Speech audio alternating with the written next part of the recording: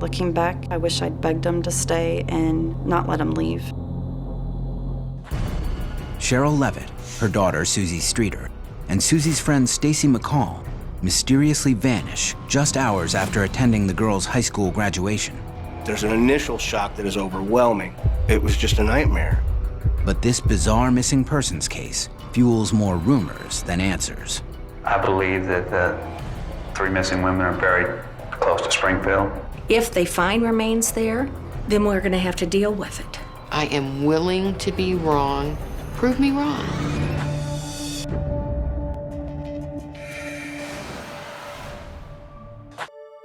February 1992.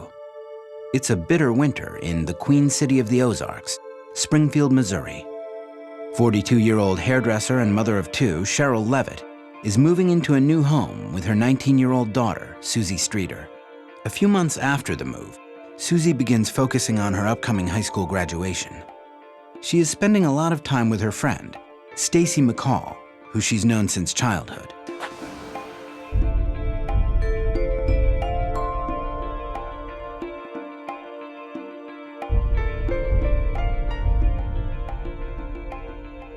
It was senior week and they had a lot of activities.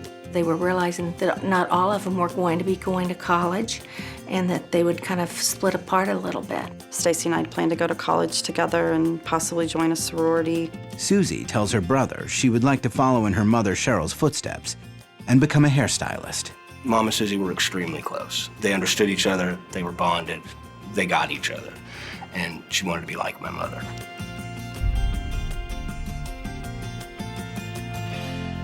After a long night of celebrating, the girls are ready to settle in for the night, but Janelle's house is packed with out-of-town relatives.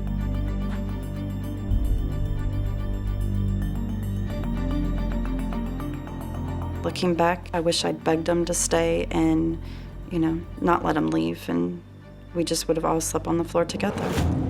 It's a bright, sunny morning when Janelle wakes up, but she gets no phone call from her friends. I hadn't heard from him, so I called. No one answered. Janelle calls the house many times, trying to reach her friends Susie and Stacy, but no one answers.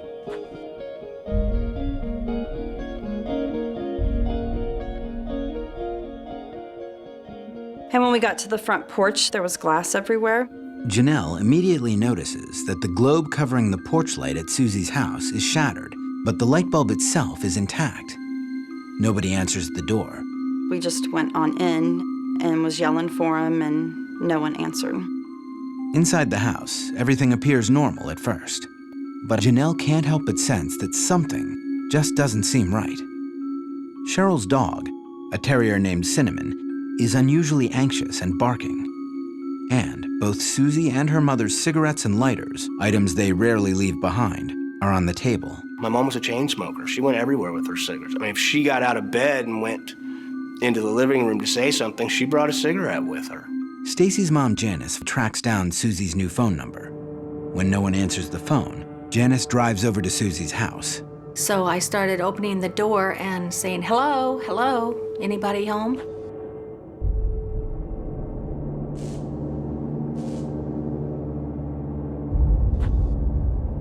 Janice is suddenly sick with worry. She calls the police to report Stacy missing. They said, we are going to file this as a missing persons report. The officer makes an unsettling suggestion. And that was, can you get their dental records? And for me, if they want dental records, they're thinking they might be dead. Now you have 3 females that have just basically vanished off the face of the earth without a trace.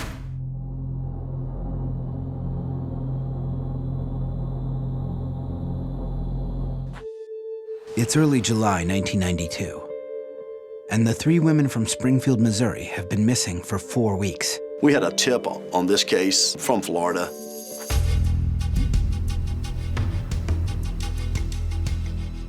Robert Cox is a very interesting individual that has a very lengthy criminal history. The caller is the brother of a woman named Sharon Zellers, a 19-year-old who in 1978 was the victim of a gruesome crime. Sharon was abducted and murdered.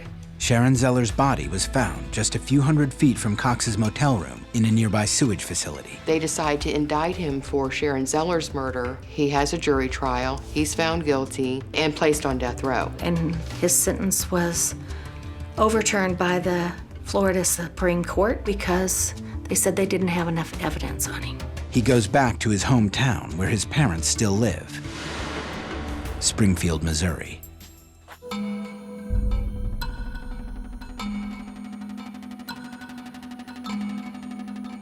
Could Cox have seen Stacy McCall visiting her dad at work and targeted her?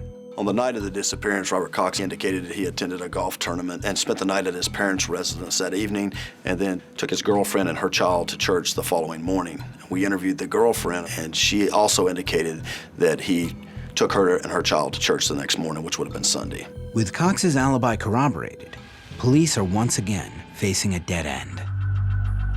3 years have passed since the 3 women from Springfield have gone missing, and the police are no closer to answers than they were at the onset of this investigation.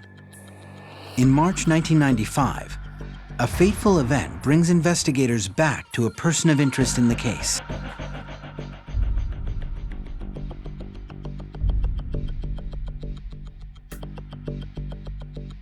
Robert Craig Cox could charm anyone, and apparently he had told her that if the police came out, she was to say that. About a year later, still incarcerated in Texas, Cox gives an interview about the 3 missing women to a Springfield TV reporter. I know that they're dead. I'll say that. I know that. That's not a theory. Yeah, but I know that I just know that they're dead. I believe that a person who did this had experience, knew what they were doing. I believe that the 3 missing women are buried close to Springfield. It can either be a combination of just wanting attention, or it could be that he actually has some involvement in it. But he obviously enjoys the fact that people were contacting him and spending time looking into him as a possible suspect. In nearly 19 years since the women disappeared, investigators have logged over 5,000 tips, followed leads in 21 states, and searched the woods throughout the Ozarks to no avail. I just recently realized that she's been gone longer than I had her. And for her to be gone more than 18 years is heartbreaking. It's so sad.